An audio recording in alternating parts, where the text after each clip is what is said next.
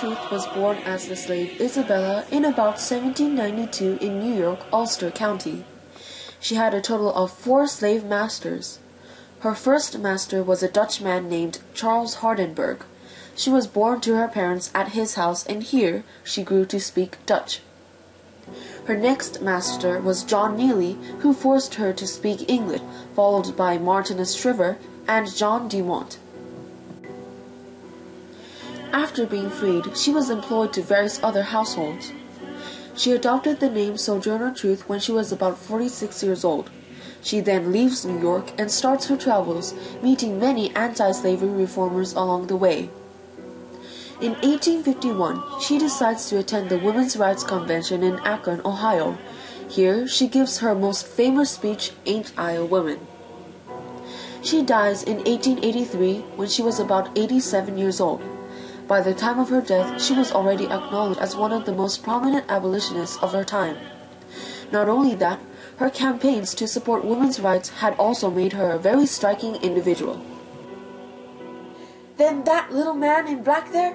He says women can't have as much rights as men, 'cause Christ wasn't a woman. Where did your Christ come from? Where did your Christ come from? From God and a woman. Man had nothing to do with him. If the first woman God ever made was strong enough to turn the world upside down all alone, these women together ought to be able to turn it back and get it right side up again. And now they is asking to do it? The men better let them. In the matter of her most famous speech, Ain't I a Woman, the chairwoman at the meeting, called Frances Gage, writes, "Every eye was fixed on this almost Amazon form, which stood nearly 6 feet high, head erect, and eyes piercing the upper air like one in a dream. At her first word there was a profound hush. She spoke in deep tones, which, though not loud, reached every ear in the house and away through the throng at the doors and windows."